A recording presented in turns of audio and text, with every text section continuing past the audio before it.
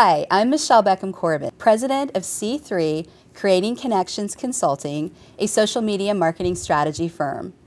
And I'm Mark McCumber, president of McCumber Creations, and welcome to our show, Digitally Speaking. If you're just joining us for the very first time, welcome to show number 18. Our last show was on mobile apps, and not just your traditional mobile apps, but also customized mobile apps. Apps that customers are creating for their users, universities are creating for students, museums are creating for patrons, all kinds of really cool things. Look for show number 17 on YouTube or on the actv.org website, and you will find all of the information you could possibly want to know about mobile apps housed there. Today, we are very pleased to welcome a special guest. We have Stuart Kunkler with us here in the studio, and Stuart is an expert on Instagram, and Instagram is going to be our topic for today. Stuart, welcome. Thank you very much. Thanks for having me. And while we're on the subject, are you going to do a selfie? Took a picture of you. I'm an Instagrammer. What'd you expect? Yeah, there you go. There you go. Can you add some makeup and some, special touches to that too while you're doing it? Well, I have a lot of those apps. Oh, good. That's right. We're going to be hearing about all of those too, which I'm really excited about. For those of you who may not be familiar with Instagram, Instagram is a very powerful tool for photographs and for videos.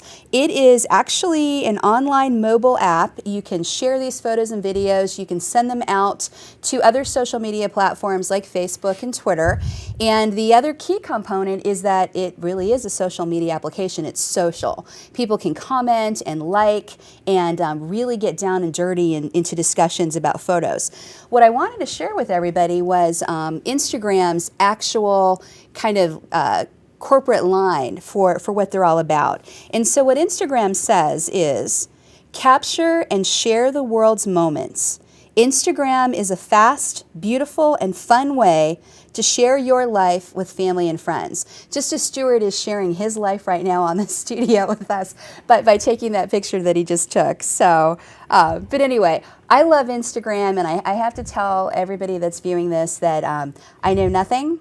And after speaking to Stuart prior to the show start, I realized that I really know nothing. So this is going to be an incredible show. So Stuart, I'm going to turn it over to you for a second just to kind of give us a little intro, and then I've got a whole bunch of questions. I know Mark does too that we kind of want to whiz out at you. Certainly. So tell us a little bit about how did you become enamored with Instagram? Well, I've been involved in photography for a long time. I became aware of Instagram, I think sometime back in 2012. Unfortunately, at the time, I was an Android phone user, and it was only available. It was only available for iPhone users, and I was sort of jealous. Yeah. I really wanted to be a part of that, and Instagram became available for the iPhone, or I'm sorry, for Android, I think in April of 2012, and that's when I downloaded it. I uploaded my first photo within a day or two of the day that they released it for Android. Mm-hmm. And I think by the end of the week, I had 2 friends on Instagram, and they were already people I knew. Mm-hmm. And it just went from there. Well, it's really interesting, and I want to say to everybody watching, I met Stuart years ago through some of the digital media networking events throughout the city, and so we kind of knew each other way back then. And one of the guys that we know, Kevin Dugan, mm-hmm. I remember, who's here in Cincinnati, planned some kind of a walk through downtown, maybe historic sites. It was an Instagram walk, and I remember being incredibly jealous because I am an Android user and I could not go because I did not have the Instagram app because it wasn't there yet. But in fact, Kevin Dugan was one of the people that I knew using it because he was porting his Instagram photos to Facebook. I'd see them on Facebook mm-hmm. and go, that looks great. Let me get that app. Well, sorry. Right, yeah. The app wasn't available. Where the Android users are kind of the left behind for a little bit. But well, and Instagram's user base just exploded with Android users. Once they released to Android users, there actually are many more Android users around the world than iPhone users. And so that had just their base grew exponentially with that. Well, you know, before we even jump in, I have a question for you. When folks look at kind of the bio portion of your Instagram account, I would love if you could explain what some of these kind of little notations are. So if people want to follow Stuart on Instagram, it's his name is Stuku. Is that how you would pronounce that? I don't know. Stuku, and we'll have that on the screen. And what you say is, as your bio, all my photos are selfies, and then you have a series of, I assume they are hashtags after that. So BNW Life, IG Urbex. Right. Can you explain these are, some of these? There are two types of users on Instagram. There's the individuals. We can all have our own accounts. And then there are what are called communities or hubs. And these hubs have a specialty. Actually, some are very large. They have no specialty. They have a different specialty every day. But some of these are specific to, for example, BNW Life, that's black and white. That hub, if you looked at it, it's all black and white photos. I tend to like black and white. I use a lot of black and white. And so all of the ones listed there on my profile statement are hubs that have actually accepted me as a member. Oh, okay. Okay. Right. And it's kind of like, you know, having your degrees after your name. Gotcha. On Yeah. Instagram, those mean that you've been accepted as a member As part of that community, right. and Yes. and your work is there. Okay, that explains. Mystery solved. And by saying For all that my one. photos are selfies, I do not post selfies. But I think there's something of yourself in every photo that you take.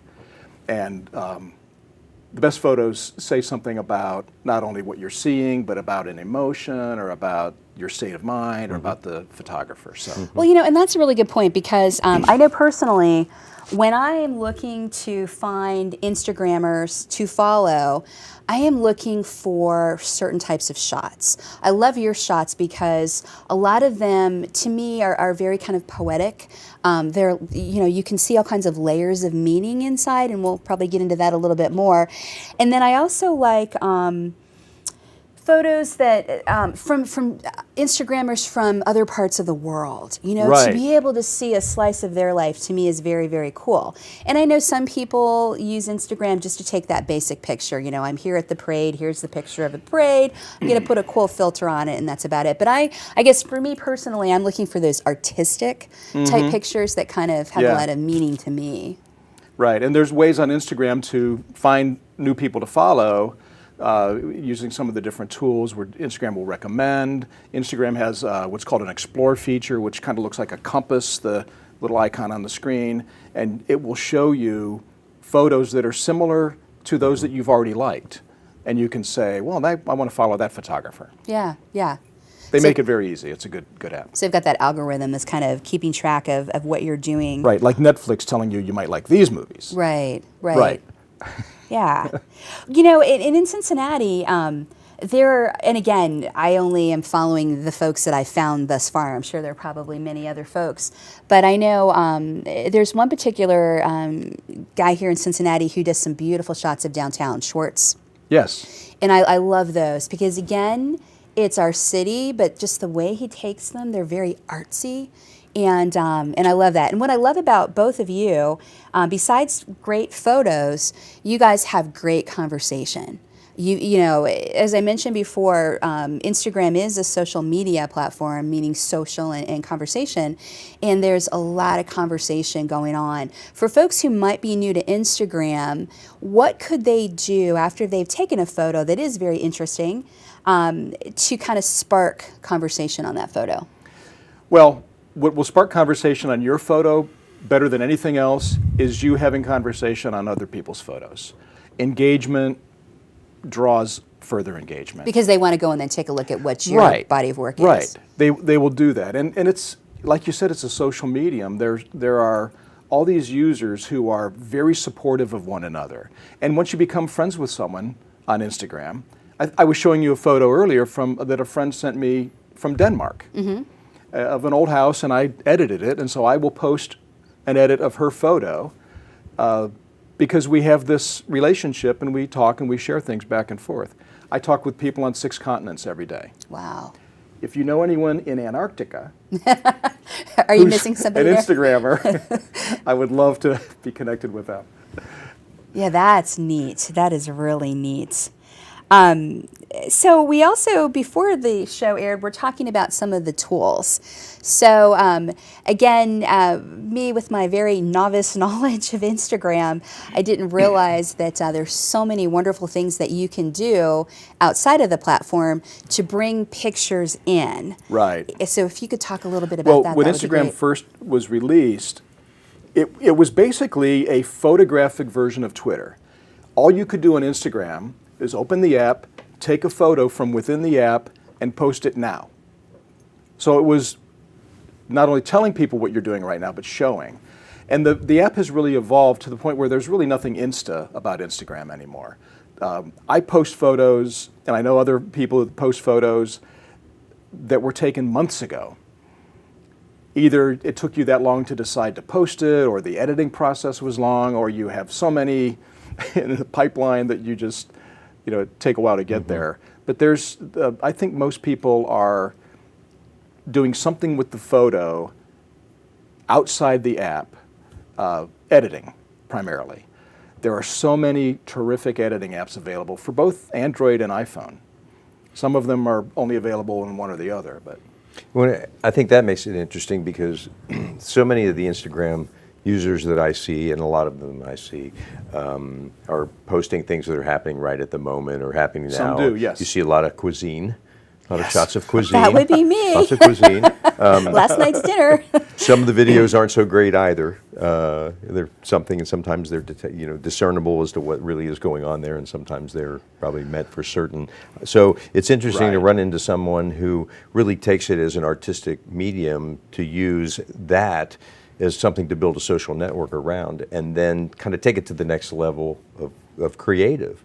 And that's pretty cool because taking the time to manipulate photo imagery and get it to the point and have it be on a level that it's really about design, it's really about the artistic element of it. And I think that's really cool, and that's what makes that platform different than a lot of other ones. Facebook is kind of different, but Instagram has kind of that element to it. And the more I've gotten into it, the more I realize that there are people such as yourself that are doing really cool stuff with it. Yeah, like this. Thank you. Thank you. So, and we'll show this on screen. How did you get that shot? That is. It's this one. That is a gold ore refining mill outside of Fairplay, Colorado, that was abandoned in the middle 1800s. And it's at very high elevation. It may be above the tree line, I can't remember. Maybe not. And it is very well preserved for something abandoned so long ago. And the great thing about it is that people respect it, and it's not defaced, it's not vandalized, there's no graffiti in it. It's just open, anybody can go in? And that particular, Oh, we won't say anything about that. it was a challenge. It was a challenge getting to this particular spot, let me tell you. It was a climb because the gold ore would come down the mountain to a receiving station, and then it was somehow pre-processed and taken through this corridor. And I can't tell how other than maybe by cart, but taken through that corridor into the refining mill proper. And that corridor has seen better days. It looks like, if you're a Harry Potter fan, that looks like the bridge from Hogwarts, where it's just crazy. It does. It's all convoluted. It looks like it's about to fall down from the outside. And I didn't trust it well enough to go into it, but I climbed up into the receiving station where I could set up and take that shot. Wow. I like going into abandoned places. I noticed that, and there's another shot, which I'll show the viewers as well, that we took a look at, actually two shots that we took a look at prior to the show start, and one was, I forgot what you said, it was the abandoned place with the water. Right, that's here. That's an abandoned hospital in Maysville. Yeah. Right, and that hospital is about to fall down. So don't try to get Stuart's Instagram lookalike shot of that. That water was from a rain several days prior, but that was only on the second floor of maybe a 5-story hospital. So the building is so damaged that the water is coming all the way down that far. And when I go into abandoned places, most of the places in America that are abandoned that are worth photographing are really kind of trashed. You know, there's these beautiful, pristine abandoned places in Eastern Europe, former Soviet bloc facilities, for example. But in America, a lot of them are fairly trashed and vandalized and torn up. And so really, they're not pretty. So what I do is I look for light. I look for where the light is very interesting. And that room had very interesting light because you could see the reflection of those windows in that big puddle. Yeah, it was beautiful. The other shot that I really liked is this one, and we'll show the audience as well. Okay. But what I really loved about this, and I wanted to see if you could speak to this as well, that what I love about your photos is that you have a creative caption with them, and I think that probably tends to drive some engagement too. So for this particular shot that you guys will see, Stuart has everything I need to know I learned in abandoned kindergarten, because it's kind of a school set. But that's a great shot too. It's what comes to you. A lot of times I use song lyrics. In fact, a lot of Instagrammers that I know use song lyrics or quotations. If I can look at a scene and see, and kind of imagine a feeling being in that area, and if it evokes a song lyric, I will do that. That's interesting. Yes. It's really interesting. It's fun. And then tell us a little bit about this particular shot, which again will also be on the screen.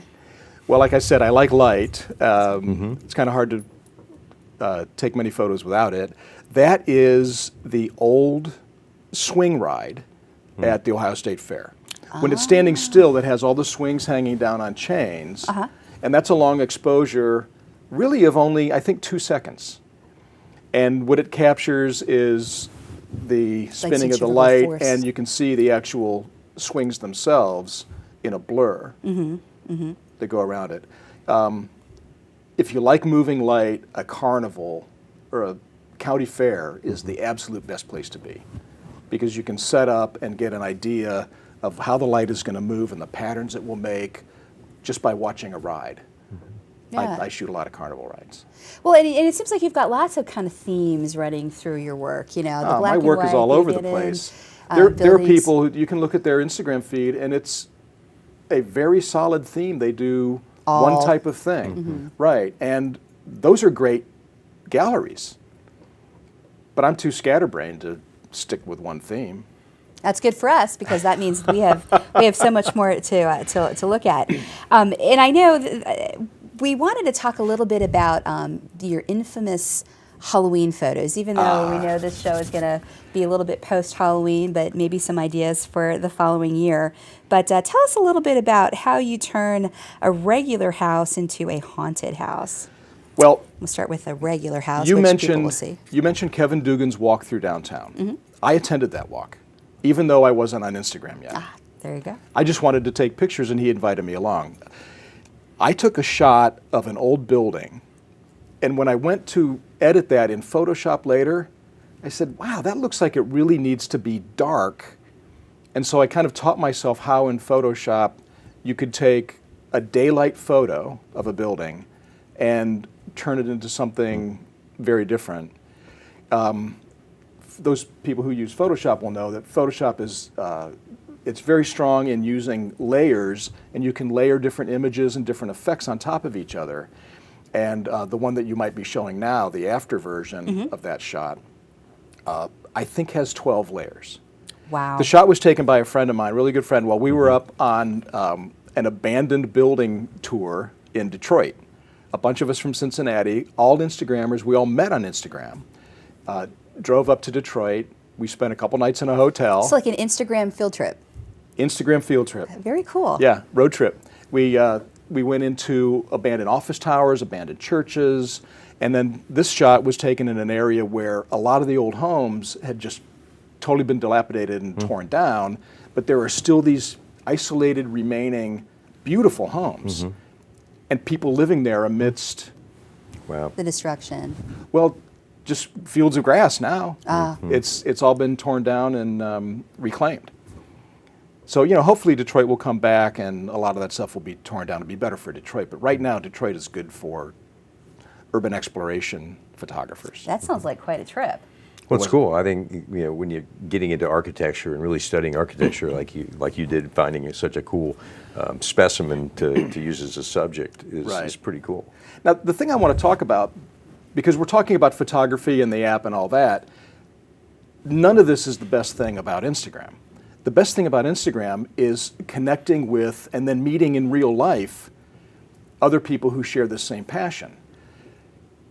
When you go on a photo walk or an Insta-meet, whatever they call it, you will meet people in your area who are Instagrammers, and you can connect with them. And then, I now have a body of friends that I would have never had if not for a free app on the phone.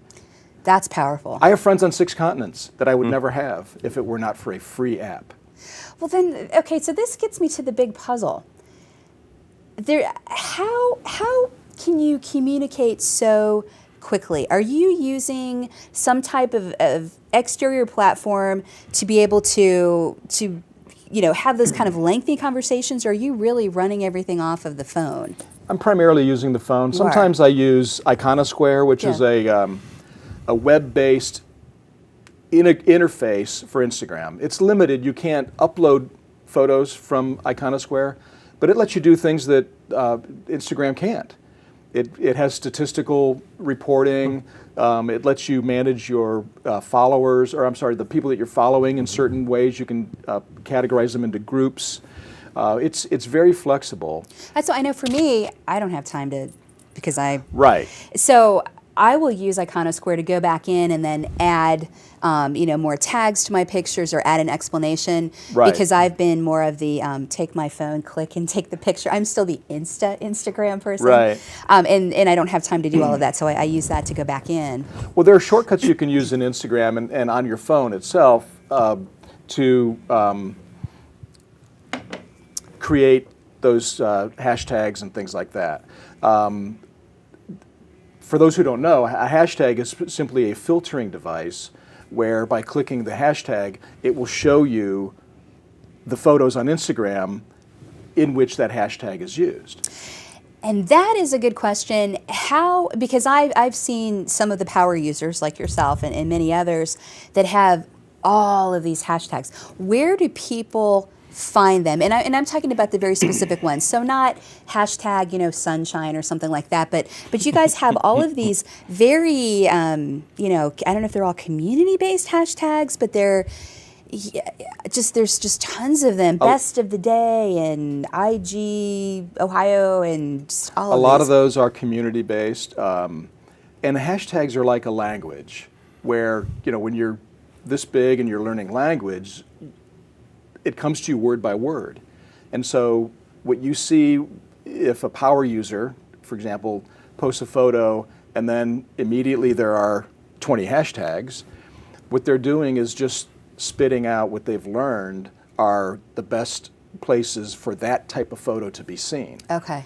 I have a set of hashtags for black and white photos. I have a set of hashtags for urban exploration photos. Do you keep them on a list somewhere, or are they all just in your head? The phone actually can store keyboard shortcuts.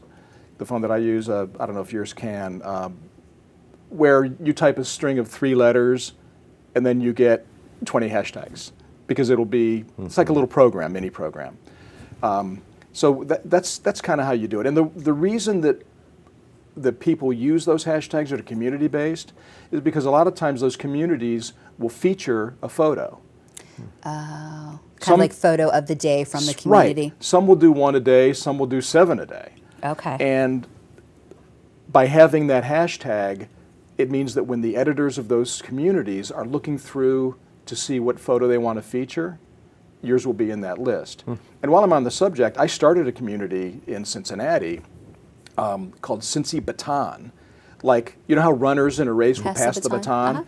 Cincy Baton is, it's not original. It was first done in New York, and then there's a really good group in Dayton, and that's how I learned about it. And what it allows you to do is hand the baton to user after user after user, and so you end up with this compilation of all these people's experiences and their views and what they have to say and share. And we encourage people to tell stories. We encourage people to talk about their lives and their experiences. And it's a great group. And if you're interested, you can share your own experience. I'm going to take notes on the show once I get a chance to watch it back. So yeah, are there still folks that are organizing walks today, like Kevin did back in the day? Well, as a matter of fact, I'm on a small walk on Saturday with some people who are coming down from Columbus. And this is another thing. You meet people in different cities. We had a walk last year, and we had people from Alabama, Pennsylvania, Columbus. So there's a small walk this weekend. We're going to do that, and then there's a big walk on November 2nd, where Cincy Baton, that community group, and then a user called CincyGram, who's I've seen CincyGram's work. And CincyGram is a great guy, and I met him on Instagram. Excuse me. Actually, that was good because we just got the signal that we have a 2-minute warning, so that was in tandem with good. That was the with signal. our studio signals. Yeah. That was my alarm to feed the dogs. I got to go. But yeah, the best thing about Instagram is not the photographs, it's the people. Yeah, boy, that's amazing. No, it's a really cool platform. I haven't spent a lot of time on it. Use it kind of just sparingly, but it really is interesting, and I've watched, and someone like yourself that's taken it kind of to the next level.